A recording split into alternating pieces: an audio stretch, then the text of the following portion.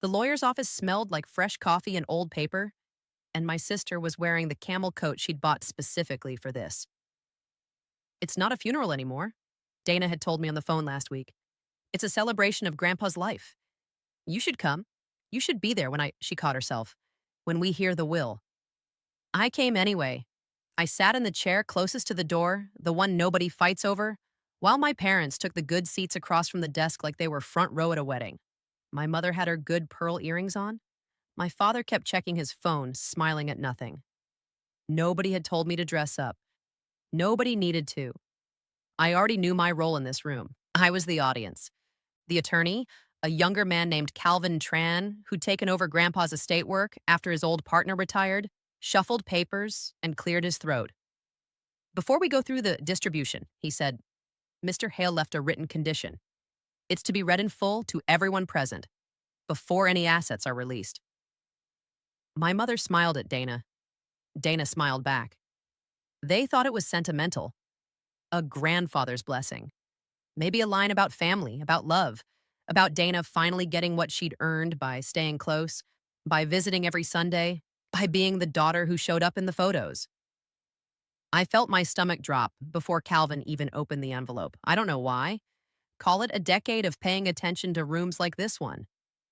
My condition, Calvin read, is that no distribution shall be made to any beneficiary until a full forensic accounting of the family's financial conduct toward one another over the past 15 years has been completed and reviewed by myself, in writing, and approved by the executor of this estate. The room went quiet in the specific way rooms go quiet when something has shifted and nobody wants to be the first to admit it. What does that mean? My father said. Not a question. A demand dressed up as one.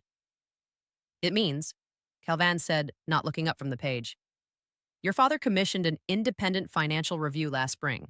Of all of you. The results are sealed with this office and will be disclosed at the next reading. In 30 days. Dana's smile was still on her face, but it had stopped reaching her eyes. My mother's hand found her pearl earring and started turning it, the way she used to when I was a kid, and she was deciding how to explain something away. I sat very still. I let them talk.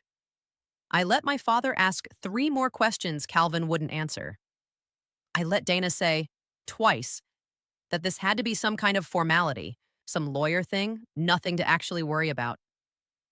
I didn't say anything at all, because 11 months ago, while helping my mother clean out a filing cabinet she swore was just old tax stuff, I'd found a folder with my name on it.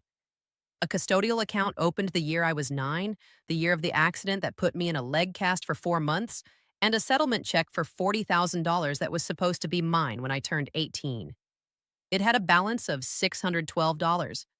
I hadn't said anything that day either. I'd just taken a photo of the statement with my phone, put the folder back exactly where I found it, and gone home and ordered 3 years of bank records I had every legal right to request and no one had ever thought I would. Grandpa never knew about my folder. I never told him. But sitting in that office, listening to my father demand answers he already knew, watching my sister's smile crack at the corners, I understood something that made my hands go very calm and very steady in my lap. Whatever Grandpa found, on his own, in his own accounts, it was going to land on top of everything I'd already spent 11 months quietly proving. We weren't going to have the same 30 days. I was going to have a head start. I didn't sleep that night. Not because I was scared. Because I was finally allowed to stop pretending I didn't know anything was wrong. I want to back up. Because you need to understand who I am before I tell you what I did next. My name is Nora Hale. I'm 36. I work nights as a phlebotomist at a hospital in Macon, Georgia, a job I picked up after dropping out of nursing school twice. Once because I couldn't afford the second semester, and once because, conveniently, right when I needed that settlement money most, it just wasn't there.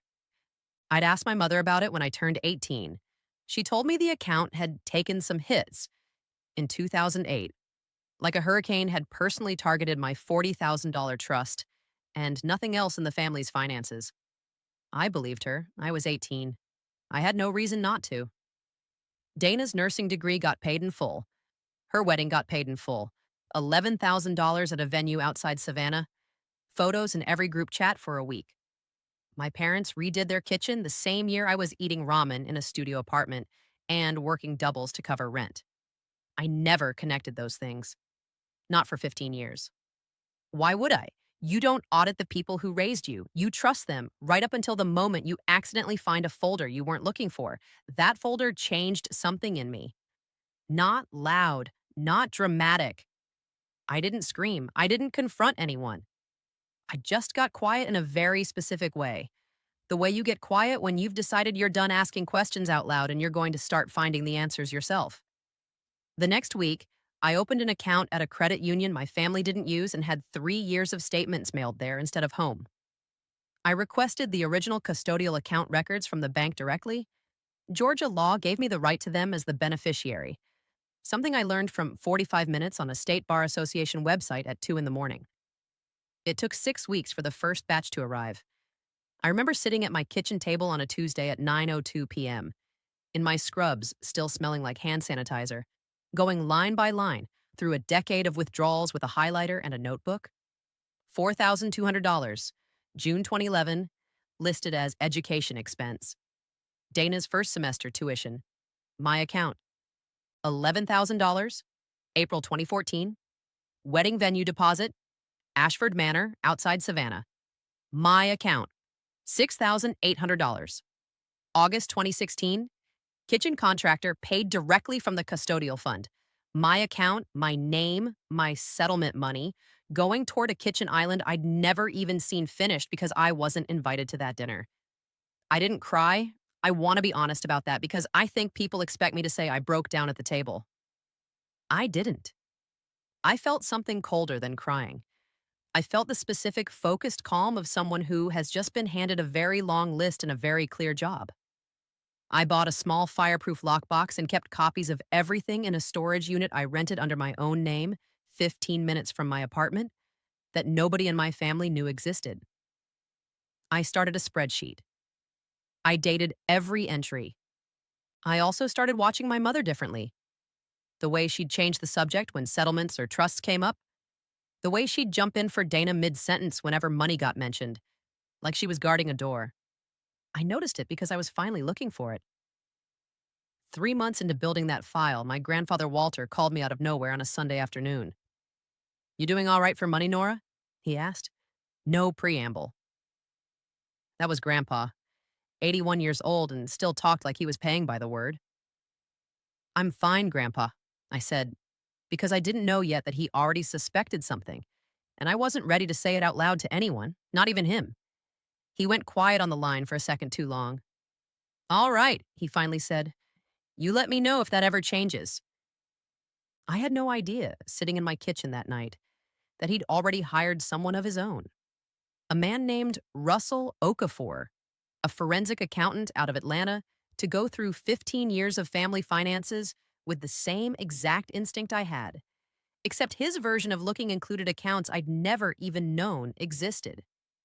I found that out the day the lawyer's office called to confirm the will reading. By then, I had 11 months of my own proof in a storage unit. Grandpa, it turned out, had been building his own file of the entire time. We just never knew we were building the same case. The bigger file arrived 4 days after the will reading in a manila envelope with Russell Okafor's name printed in the corner, hand-delivered to my apartment by a courier because Calvin Tran said it needed a signature. I sat on my kitchen floor and opened it before I even took my shoes off. What I'd found over 11 months was real. What Grandpa had found in 1 year with a forensic accountant and full legal access to his own bank was something else entirely. My custodial account wasn't the only one drained. There was a second account, one I never knew existed, opened the same year as mine, funded with $18,000 from my grandmother's life insurance payout in 2009, supposedly held in trust for both granddaughters. Dana's name was on it as co-signer by the time she turned 21. Mine never was.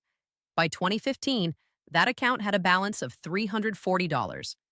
There was a wire transfer dated March 3rd, 2019, for $22,500, sent from an account in my father's name to a private school in Marietta, Dana's daughter's tuition deposit. 2 days after that transfer, $22,500 had moved out of an account Russell's report identified in a footnote as Hale Family Trust, Nora E. Hale, beneficiary. I read that line 4 times. That wasn't an old withdrawal from my childhood. That was 3 years ago. That was during the exact stretch I was working 16-hour shifts and asking my mother twice if there was any chance of help with my nursing tuition. She'd told me the family was stretched thin that year. My stomach didn't just drop. It went somewhere I didn't have a word for. Russell's report also flagged something about Grandpa himself. 2 unauthorized transfers out of his primary checking account in late 2023, totaling $9,400, made through an online portal Grandpa swore under a recorded statement he'd never set up.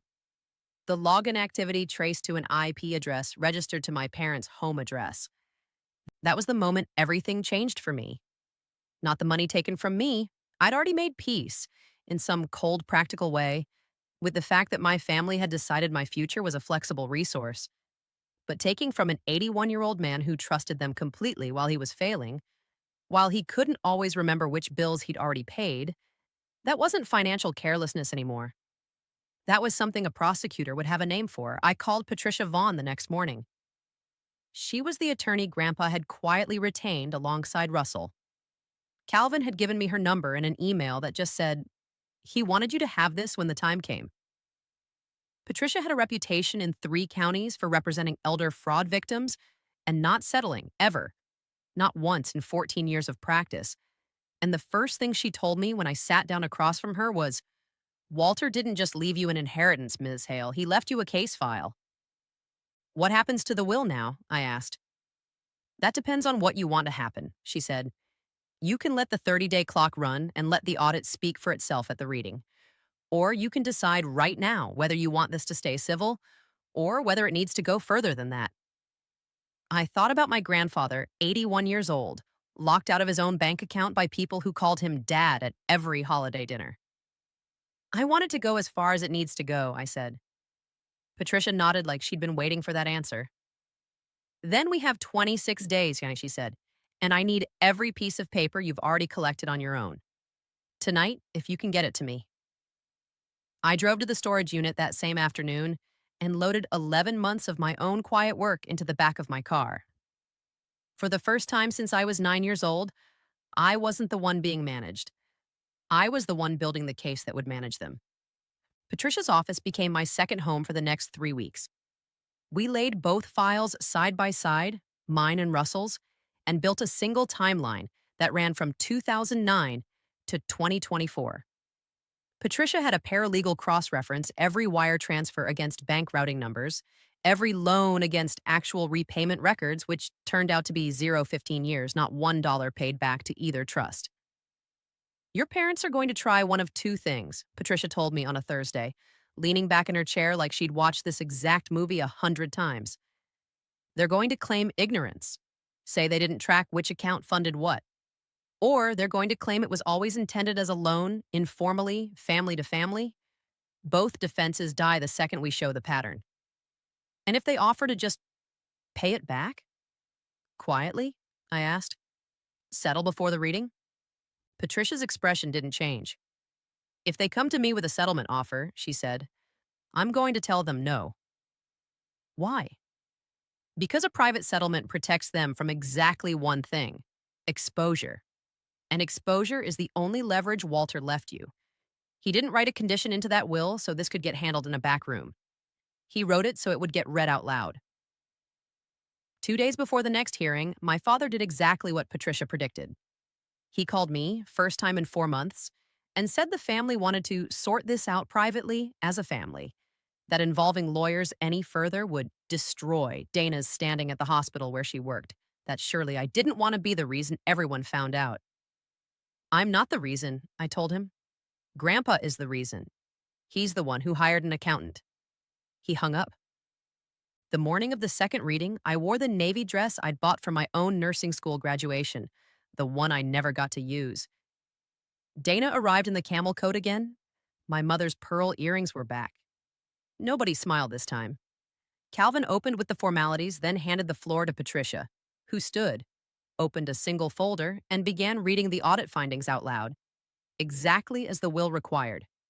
Dollar amounts, dates, account numbers, the wire transfer for the tuition deposit, 2 days after my trust was drained by the same amount. The unauthorized login traced to my parents' home IP address, twice in late 2023 against an 81-year-old man's checking account. My mother's hand went to her earring and didn't stop moving.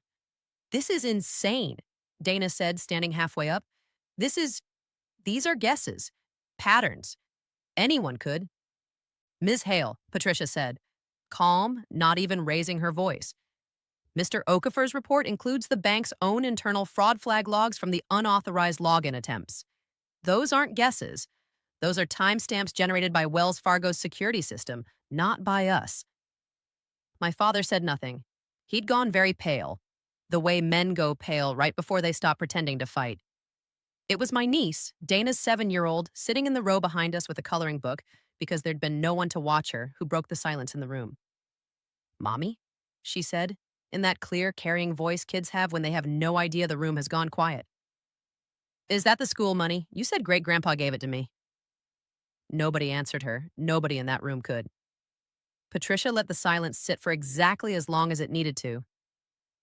"Per the terms of Walter Hale's will," she finally said, "any beneficiary found to have misappropriated trust funds belonging to another beneficiary forfeits their own share of the estate, in full, to the injured party.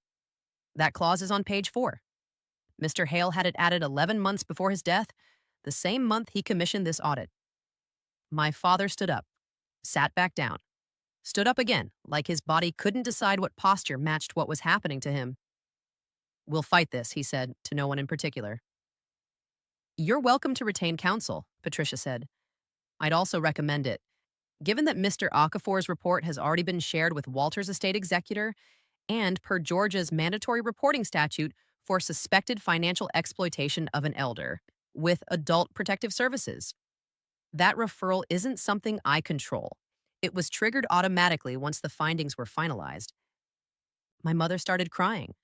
Not the kind of crying that asks for comfort, the kind that happens when a person realizes the room isn't going to rescue them anymore. Dana didn't cry. She just kept saying, "I didn't know." To the air, to Calvin, to nobody. Like repetition might make it true. Here's what actually happened in the weeks that followed. Stripped of the courtroom drama people probably want me to describe and didn't get, because most of it ended quietly on paper, the way these things actually end. My parents' share of the estate, roughly $310,000 in property and investment accounts, was reassigned to me under the misappropriation clause. Dana's share, smaller but not nothing, followed the same path. Adult Protective Services opened a file on the unauthorized account access. Whether it ever became a criminal case wasn't something I controlled, or by that point, something I needed to control. I'd already gotten what actually mattered to me. I didn't get vengeance. I got verification. 15 years of being told I was imagining things, being told the money just happened to run out whenever it was my turn, and finally, in writing with timestamps, someone else's signature confirming I'd been right the entire time. I used part of the money to finish my nursing degree, the one I'd started twice and never finished.